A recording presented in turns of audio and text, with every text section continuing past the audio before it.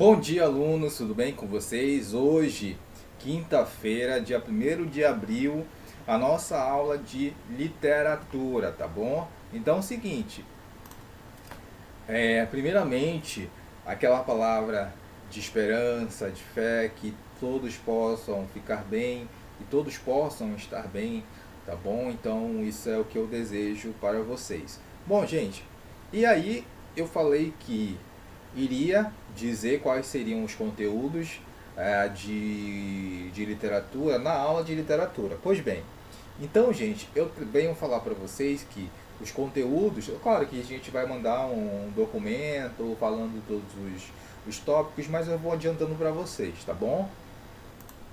Então, o nosso conteúdo de literatura, né, versa sobre classicismo e sobre literatura de informação, ou seja, o quentismo, mas o quentismo voltado só para a literatura de informação, o conteúdo que nós estamos estudando, tá bom? Então é o seguinte, gente, é muito importante a gente ter essa relação do quentismo, essas informações do quentismo. Então por isso que eu trouxe hoje para vocês, né, informações sobre o quentismo, relembrar ali o que é quentismo, beleza? Então é o seguinte, gente, no guia de estudos nós temos novamente, no guia de estudos de literatura, na unidade 3 nós temos a chegada, literatura de informação, beleza? Que está na página 24, tá bom? E aqui ele explica como é que funciona o livro, toda aquela questão, né, da primeira página, beleza? E aí nós vamos para a página, aqui para a página, vamos ver aqui qual é a página, página 26, porque aqui ele dá uma breve introdução sobre o que é literatura de informação. Então, tudo aquilo que nós vimos e que vocês vão ver daqui a pouco na nossa aula, beleza? E vocês já sabem também mais ou menos o que é, porque vocês já viram informações sobre esse tipo, sobre esse tópico. E eu vou tentar responder com vocês aqui duas questões. Então, vamos lá para a questão 28. Aqui a habilidade, aqui ao lado, tá bom? Então, vamos lá. Ao se apossarem do novo território, os europeus ignoraram um universo de antiga sabedoria, povoado por homens e bem unidos por um sistema integrado. A recusa em se inteirar dos valores culturais dos primeiros habitantes levou-os a uma descrição simplista desses grupos à sua sucessiva destruição. Na verdade, não existe uma distinção entre a nossa arte e aquela produzida por povos tecnicamente menos desenvolvidos. As duas manifestações devem ser encaradas como expressões diferentes do modos de sentir e pensar das várias sociedades, mas também como equivalentes, por resultarem de impulsos humanos comuns. Então é o seguinte, de acordo com o texto, inexiste distinção entre as artes produzidas pelos colonizadores e pelos colonizados, pois ambos compartilham o que, gente? A mesma base antropológica, tá bom? Então, professor, o que seria então justamente essa base antropológica? Que, seguinte, eles vivem no mesmo período, certo? Só que como as culturas são diferentes, apenas o europeu sobressaía no modo, do ponto de vista, o ponto de vista do europeu que valia, então acaba tendo essa distinção. É por isso que houve só relatos dos portugueses, né? Não houve ali a visão dos indígenas naquele momento, tá bom? Então acaba sendo aí a mesma base antropológica, só que obviamente os europeus tinham ali o ponto de vista bem eurocêntrico. 29. Escrita por Pero Vaz de Caminha, a carta de achamento, letra C, atrai a curiosidade e a ambição dos habitantes do Velho Mundo, ou seja, da Europa, somente de Portugal, para que eles, movidos pelo desejo de conhecer a nova terra, enfrentassem os perigos da viagem e viessem habitá-la e colonizá-la. Então lembra que na carta ele avisa sempre o rei de Portugal, avisa a coroa portuguesa que dá para colonizar aqui, que é uma terra boa, que é uma terra próspera, que pode dar bastante frutos aí a Portugal. Então é isso, gente. Aí as questões que vocês vão fazer, as páginas que vocês vão fazer, são essas, tá? Como revisão também da nossa prova. Então presta bem atenção. Páginas 27 a 31. Páginas 27 a 31. Beleza? Páginas 27 a 31. Então essa é a nossa atividade relacionada à revisão beleza? Do nosso conteúdo de literatura relacionado ao guia de estudos. Agora você vai acompanhar a nossa aula, aquelas informações essenciais sobre quientismo, beleza? Vamos lá! Vamos para a nossa aula hoje de quientismo, tá muito legal, vamos lá! Então chegamos aí, gente, na temática de hoje, que é o seguinte, unidade 3 de literatura, a chegada, ou seja, a literatura de informação. Porque é o seguinte, por que o nome dessa unidade é a chegada à literatura de informação? Porque é o seguinte, o quientismo, gente, ele é dividido em dois. A literatura de informação ou dos viajantes e a literatura dos jesuítas ou de formação. Então, esse primeiro momento, esse primeiro capítulo, nós vamos estudar, tá bom? A literatura de informação, beleza? Que é justamente quando os portugueses chegam aqui ao Brasil, beleza? Então, por isso que nós temos esse nomezinho. E aqui eu quero que vocês venham junto comigo para assistir esse momento histórico que vocês conhecem. Vamos lá.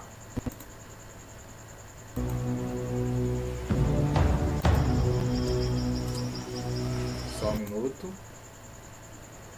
Agora sim, vamos lá.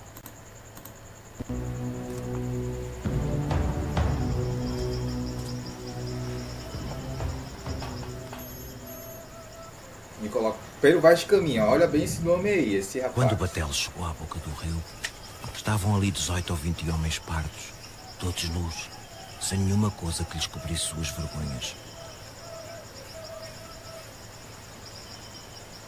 Se calhar, tendo em conta a hora do programa, mais o provedor do espectador e tal, se calhar convém não sermos demasiado fiéis à narração. É melhor, é melhor. É melhor. Traziam arcos nas mãos e suas setas. Vinham todos rios para o Batel e Nicolau Coelho lhes fez sinal que pusessem os arcos. E eles os puseram. Ali não pôde deles haver fala nem entendimento que aproveitasse. Somente lhes deu uma carapuça de linho e um barrete vermelho que levava na cabeça.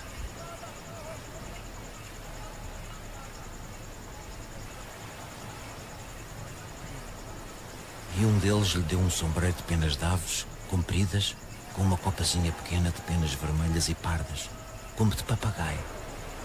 E outro lhe deu um ramal grande de continhas brancas, miúdas, que querem parecer de aljaveira. As quais peças, creio que o capitão manda à Vossa Alteza. Só que no segundo encontro com os índios, Cabral já está presente. Isso aí é o Pedro Vaz de Caminha escrevendo a carta. A gente vai ver que carta é essa. Convite dos próprios portugueses.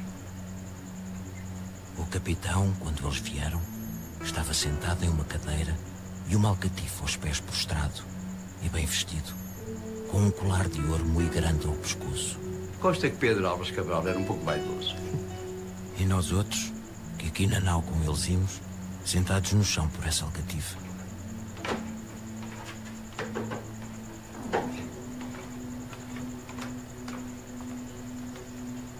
Acenderam tochas e entraram. Aí os índios entrando no navio, né, da nau do Pedro Álvares Cabral. E não fizeram nenhuma menção de cortesia, nem de falar ao capitão nem a ninguém.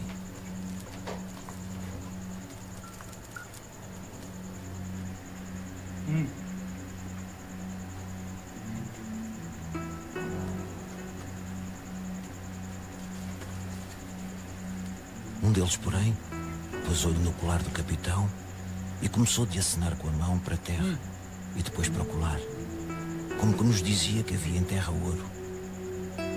E também havia um castiçal de prata.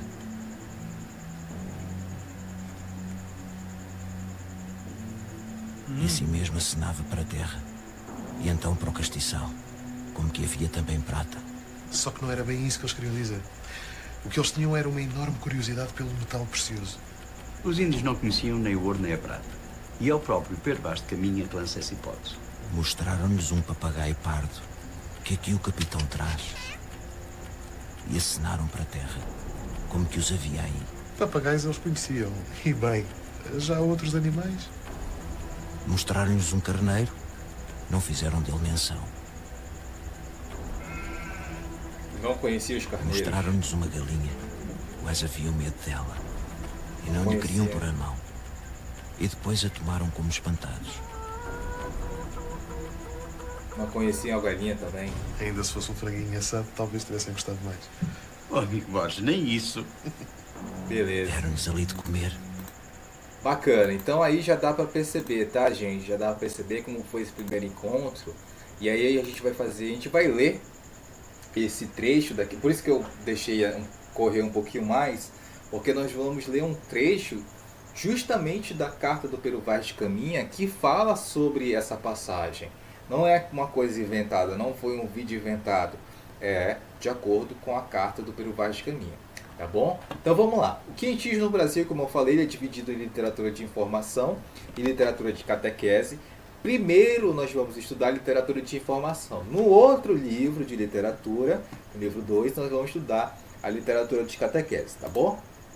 Então, gente, anota aí no seu caderno informações especiais para sua prova. Quentismo vai cair na sua prova, tá bom? Na sua avaliação. Primeira informação importantíssima.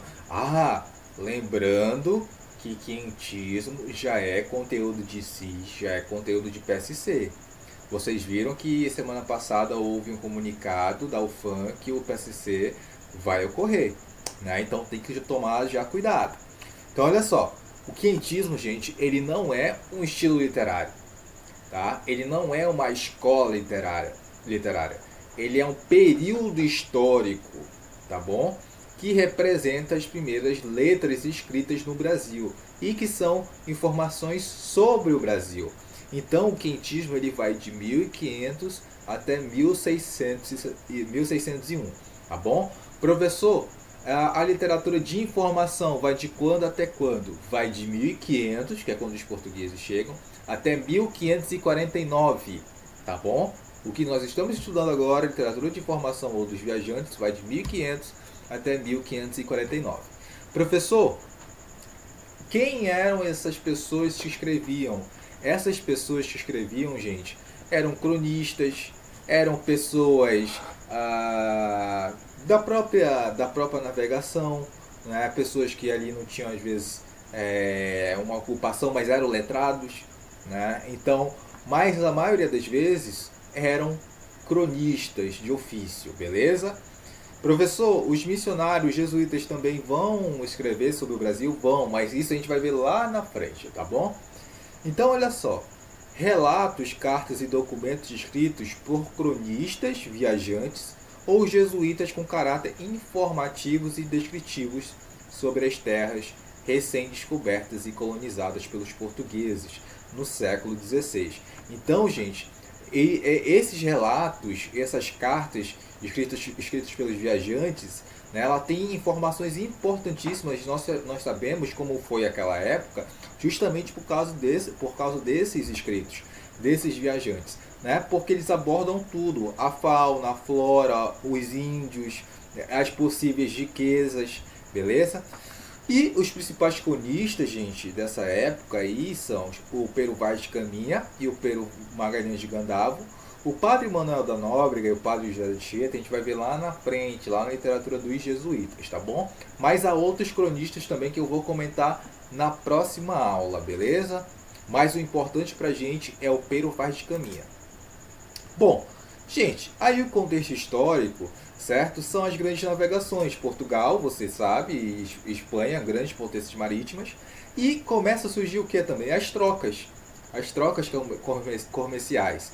O mercantilismo, ele começa a ser impungente nessa época. A burguesia começa a ganhar destaque, né? Então, gente, você vê que o mundo está evoluindo. Só que é importante ressaltar também que, lembra da Contra-Reforma, da Reforma Protestante? Pois é, vai ser importante também esse cenário, porque lá na literatura dos jesuítas, esse fato da Reforma e da Contra-Reforma vai influenciar na chegada dos jesuítas aqui no Brasil, beleza? Mas, a princípio, esse é o contexto histórico que eu estou falando aqui, da literatura de informação ou dos jesuítas. Bom, aí, gente, cadê? Ó, no dia 22 de abril de 1500, o comandante Pedro Álvares Cabral e suas naus aportaram em uma baía, a qual mais tarde chamaram de Porto Seguro. Com base em cálculos náuticos e nas observações dos tripulantes, os navegantes portugueses concluíram que aquilo era um território desconhecido pelos europeus. Então você vê que eles não tinham noção nenhuma, né, praticamente de onde estavam. Né? Tinham uma noção, porque eu vou mostrar para vocês, só que assim, eles chegaram assim, será que é aqui mesmo? Né? Então ficou conhecido como o Novo Mundo, né? Apesar deles colocarem o nome de Santa Cruz, né, aqui no Brasil. Então, mas eles tinham essa ideia de que era um novo mundo. Né? Aqui, ó, essa imagem retrata bastante o mapa que se tinha antigamente, que eles tinham, né, os portugueses, que seria um novo mundo, né? Seria aí uma nova perspectiva de continente ou algo estranho que eles não sabiam que iriam encontrar pela frente, tá bom? Bom, e aqui, né, gente, o nosso livro ele traz também que por muito tempo se deu importância apenas para os registros dos portugueses, mas para os registros dos índios, né, essa questão milenar não foi dado ouvido. Então hoje, né, se tem as duas partes. Bom, aqui a questão que o Brasil foi colônia de Portugal e vocês sabem que Portugal passou a explorar, né, os índios, passou a explorar toda o Brasil. Bom, então aqui, gente, as características aí, o conceito, na verdade, do que é literatura de informação. Informações que viajantes e missionários europeus escolheram sobre a terra, né, sobre a natureza e o homem brasileiro. Enquanto informação não pertence à categoria do literário, vou explicar isso depois, mas a pura crônica histórica, ou seja, só informação. E por isso há quem as omita por escrúpulo estético. O que é isso, professor? O que é questão estética? É porque eles não tinham nenhuma preocupação em fazer essa linguagem de forma literária. Eles não tinham a questão de figuras de linguagem, de colocar uma linguagem mais rebuscada. Não, porque eles queriam apenas informar o rei de Portugal. Essas cartas, principalmente a do Pero Vaz de Caminha, ia diretamente para o rei de Portugal. Porque ele tinha que informar, era ele que estava financiando, né, toda a empreitada. Então ele tinha que saber porque ele queria colonizar novas terras. E o Brasil entrou nessas novas terras, tá bom? Bom, então, as características das obras escritas pelos viajantes. Detalhismo da natureza e das gentes, ou seja, detalhe da natureza, né, da fauna, da flora e dos índios. Detalhes da viagem também, você pode escrever ou tirar print. Encantamento pela terra descoberta, ou seja, encantados pelo novo mundo. O Éden perdido, né, que é a passagem bíblica, mas tem a questão de comparar com o Éden. Impressões sobre as riquezas da terra, ou seja, das possíveis riquezas que teriam aqui. Eles não encontraram de primeira, né? Passou-se muito tempo para os portugueses descobrirem que realmente havia ouro, prata aqui. Por isso que eles começaram a explorar o pau-brasil logo de início. E linguagem culta e rebuscada. Culta no sentido de pessoas que sabiam escrever, que tinham aquela autonomia para escrever e escreviam ali um texto decente. Mas vocês vão ver que não é difícil. A leitura não é difícil. Então, gente, nós temos aqui, ó, como eu falei para vocês, né, essa questão de que quem eram essas pessoas, esses viajantes, né, essas pessoas que escreviam essas crônicas. Eram viajantes, cronistas de ofício e missionários, como eu falei para vocês. E nós temos uma relação aqui, ó, além do Pero Vaz de Caminha, né, que mandou a carta para o Dom Manuel, que era o rei de Portugal, tem um Pero Lopes de Souza, que fez o Diário de Navegação, Gabriel Soares de Souza, que fez o Tratado Descritivo do Brasil, o Hans Staden, que fez aí as duas viagens ao Brasil, o Jean de Lery, Viagem à Terra do Brasil, e o Pero de Magalhães Gandavo, que fez o Tratado da Terra do Brasil. Beleza? Então aqui nós temos, aqui no livro de vocês têm aí do Pero Magalhães de Gandavo, né, das frutas da terra. Ele faz uma descrição sobre a banana, né, sobre a banana. Então, é sobre a banana? Não, ele faz aqui sobre o abacaxi. Ele vai falando sobre várias frutas. né? Então, nesse caso, ele vai falando sobre o abacaxi e ele vai comparando com frutas, né, de Portugal, né, com frutas europeias, para fazer uma comparação para as pessoas entenderem, né, as pessoas que lerem o seu relato, entenderem mais ou menos como é que são essas frutas, tá bom? Aqui, ó, vou ler só o iniciozinho. Uma fruta se dá nesta terra do Brasil muito saborosa e mais prezada de quantas há. Cria-se uma planta humilde junto do chão, a qual tem umas pencas como cardo. A fruta dela nasce como alcachofras e parecem naturalmente pinhas, e são do mesmo tamanho. Chamam-lhe ananases. E depois de maduros, tem um cheiro muito excelente. Colhem-nos como são de vez, e como uma faca tiram-lhe aquela casca grossa, e fazem-no em talhas, e desta maneira se comem.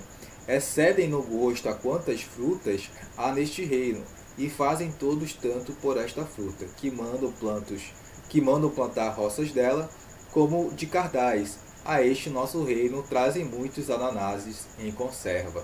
Né? Então, legal a maneira como ele descreve aí. Então, professor, aqui é o Pedro de Magalhães Gandavo, beleza? Professor, quais são as características aí desse texto, dos textos de uma forma geral da literatura de informação? Gente, o que se tem aí no máximo, né, são algumas comparações, como vocês viram, né, metáforas assim, né, não vou dizer que pobres, mas sutis, metáforas sutis. Hipérbole, hipérbole tem porque é exagero. Eles acabam, como eles queriam impressionar o rei de Portugal, como eles queriam impressionar a corte portuguesa, eles acabam exagerando. Então, a hipérbole é a figura de linguagem, né, que indica exagero. Então, tem toda ali uma intenção, certo? Beleza. Esse daqui é o mais importante pra gente, tá? Esse daqui é o Pero Vaz de Caminha, tá, gente? Esse cidadão aqui, beleza? Aqui a carta dele, anota o nome da carta. A carta se chama a Carta de Descobrimento do Brasil, ou a Carta de Nascimento do Brasil, beleza? A gente vai ver um pouquinho dela agora, tá bom? Aqui a biografia do Pero Vaz de Caminha, tá bom? E aqui, ó, parte mais importante pra gente, a chegada. Lembra lá aquele vídeo que a gente viu lá no início da aula? Vamos ver aqui. Deixa eu só diminuir esse negócio aqui que tá difícil. Aí, ó. Senhor, a chegada. Senhor, posto que o capitão-mor desta vossa frota, e assim os outros capitães escrevam a vossa alteza a notícia do achamento dessa vossa terra nova, que se agora nesta navegação achou, não deixarei de também dar nisso minha conta a vossa alteza, assim como eu melhor puder, ainda que para o bem contar e falar, ou saiba pior que todos fazer. Todavia tome vossa alteza minha ignorância por boa vontade, o qual bem certo creia que, para aformosentar, nem afear, aqui não há de pôr mais do que aquilo que vir, e me pareceu. Beleza? Então, olha só. E assim seguimos nosso caminho por este mar de longo, até que terça-feira das oitavas de Páscoa, que foram 21 dias de abril, topamos alguns sinais de terra, estando da dita ilha, segundo os pilotos diziam, obra de 660 ou 670 léguas, os quais eram muito quantidade de ervas compridas. Aqui os mareantes chamam botelho, e assim mesmo as outras a que dão o nome de rabo de asno. E quarta-feira seguinte, pela manhã, topamos aves, a que chamam furabuchos. Gente, então você vê que aqui é a chegada deles mesmo, né? A chegada dos portugueses. Claro, o professor tem uma linguagem difícil, tem uma linguagem mais antiga. Exatamente, tem algumas palavras que são palavras mais antigas, mas dá para perceber, dá para entender, é uma linguagem relativamente, né, tranquila, fácil de entender. Então, e que só tem informações, tá bom? Olha aqui agora, gente, Cadê? Aqui, ó. Agente, né? Então, olha só como vai ser descrito o índio.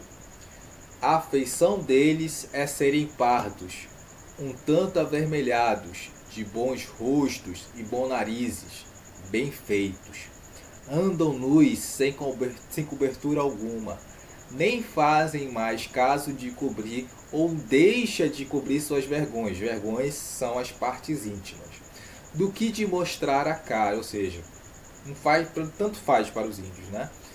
Acerca disso, são de grande inocência, ou seja, ele percebeu que os índios não fazem isso de mal, é da cultura mesmo dos índios. Então, os portugueses eles notavam algumas coisas assim. Ambos traziam o beiço de baixo furado e metiam nele um osso verdadeiro, de comprimento de uma mão travessa e da grossura de um fuso de algodão, agudo na ponta como um furador. Metem-nos pela parte de dentro do beiço, e a parte que lhes fica entre o beiço e os dentes é feita a modo de roque de xadrez. E trazem-no ali encaixado de sorte que não os magoa, nem lhes põe estorvo no falar, ou seja, nem machuca, nem atrapalha no falar, nem atrapalha no beber e no comer. Ou seja, ele já começa a perceber que os índios eles têm alguns costumes diferentes, né? Que é colocar ali algo no beiço. Lembra aqueles adereços que os índios colocam aqui, né, entre os lábios e tudo mais? Então ele já percebeu. Os cabelos deles são corredios, ou seja, lisos, e andavam tosquiados, ou seja, cortados, de tosquia alta antes do que sobrepente, de boa grandezas, raspados todavia por cima das orelhas. E um deles trazia por baixo da solapa, de fonte a fonte, na parte de trás, uma espécie de cabeleira, de penas de ave amarela, que seria do comprimento de um coto, muito basta e muito cerrada, que lhe cobria o tecido e as orelhas. Então vocês percebem aí, gente, a descrição detalhadíssima dos índios, né? O Pero Vaz de Caminha ele é importante, muito importante até hoje, porque ele descreve cada momento e cada situação, né? Ele descreve as pessoas, descreve a fauna, a flora, e de uma maneira bem rica mesmo. O Pero Vaz de Caminha, por isso que ele é pedido tanto em CIS e em PSC, justamente porque os textos são bem explicativos, né? Então, o professor ele mandava para quem mesmo esse texto? Para o rei de Portugal, porque o rei de Portugal tinha que ter ciência do que estava acontecendo aqui, né? Justamente, dá para colonizar? Não dá? O que está acontecendo? Achou riqueza aí? Achou ouro? Achou prata? O que vocês acharam aí? Então, tinha que ter esse feedback para o rei de Portugal. Beleza, gente? Bom, as páginas aí dos exercícios, tá, gente? Páginas 39 a 45, beleza? Vocês vão responder. Essa é a primeira parte da literatura de formação. Semana que vem eu vou trazer uma outra parte, beleza? Porque já conta para a nossa avaliação. Beleza, gente? Então é isso. Façam os exercícios das páginas 39 a 45. Qualquer dúvida, pode me chamar. Grande abraço e até a próxima aula.